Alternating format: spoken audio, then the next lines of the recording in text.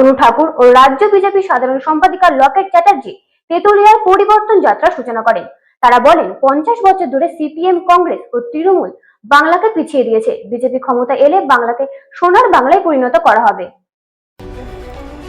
কেন্দ্রীয় প্রতিমন্ত্রী শান্তনু ঠাকুর এবং রাজ্য বিজেপির সাধারণ সম্পাদিকা লকেট চ্যাটার্জি উত্তর 24 পরগনার বসিরহাট মহকুমার স্বরূপনগর ব্লকের তেতুলিয়ার পরিবর্তন যাত্রা সূচনা করতে এসে বলেন, বিগত 50 বছর ধরে সিপিএম এবং কংগ্রেস বাংলা রাজ্যকে পিছিয়ে দিয়েছে। তারা তৃণমূল কংগ্রেসকে এই অবসেশনের জন্য দায়ী করে। শান্তনু ঠাকুর বলেন, আমরা এবার বসিরহাট মহকুমার 7টি বিধানসভায় বিপুল পরিমাণে জিতব এবং বাংলাকে সোনার বাংলায় পরিণত করব। তিনি আরও বলেন, বাংলার মানুষ আমাদেরকে ভোট দিন, আমরা বেকারত্ব এবং অবৈধ অনুপ্রবেশের বিরুদ্ধে লড়াই করব এবং বাংলা সংস্কৃতি ফিরিয়ে আনব। শান্তনু ঠাকুরের এই মন্তব্যের বিরোধিতা করে তৃণমূল কংগ্রেস অভিযোগ করেছেন যে বিজেপি নেতারা নারীদের সম্মান করতে জানে না। তারা বলেছেন, শান্তনু ঠাকুরের মন্তব্য মতুয়া সম্প্রদায়কে বিভ্রান্ত করার জন্য করা হয়েছে। Bureau report, রাতদিন news network.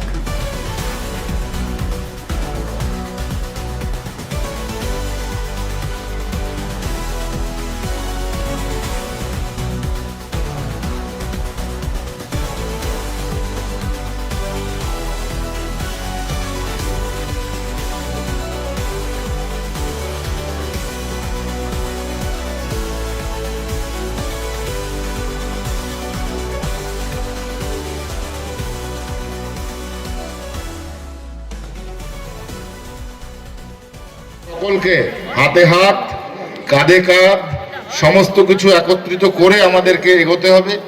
আমাদের এগোনোই আমাদের পশ্চিমবঙ্গের আগামী দিনের বিকাশ। তাই পশ্চিমবঙ্গের বিকাশের জন্য আমরা এই 7টা সিটকে উপহার দেবো, এটাই আমাদের টার্গেট। আর সেই টার্গেটকে সামনে রেখেই আমরা এগোচ্ছি।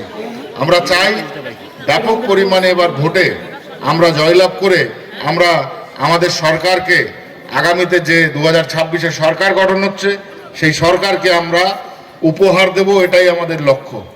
আমরা জানি বর্তমানে বাংলায় যে অবস্থা, সেই অবস্থার যদি পরিবর্তন না হয় তাহলে পশ্চিমবঙ্গ এমন একটা সময় আসতে চলেছে যেখানে আমাদের যতগুলো স্টেট আছে সর্বনিম্ন স্টেটে পরিণত হবে। এবং গত 50 বছর ধরে যেভাবে পশ্চিমবঙ্গে অরাজকতা চলছে, চাই সে কংগ্রেস হোক, চাই সে সিপিএম হোক, চাই সে তৃণমূল হোক, এদের মাধ্যমে সরকার চলছে না। ভারতীয় জনতা পার্টি একমাত্র বিকল্প। আর যে বিকল্পকে আমরা প্রতিষ্ঠা দিতে চলেছি, সেই প্রতিষ্ঠার মাধ্যমেই আমাদের শিল্প, আমাদের শিক্ষা, আমাদের কর্ম, আমাদের আগামী দিনের স্বাস্থ্য সমস্ত কিছু আমরা বিকাশ লাভ করাবো। কেননা আপনারা জানেন ম্যাক্সিমাম যারা যুব, সেই মানুষগুলো, সেই লোকগুলো, সেই ব্যক্তিরা আজকে পশ্চিমবঙ্গ ছেড়ে বাইরে চলে গেছে পরিযায়ী কর্মী হিসেবে।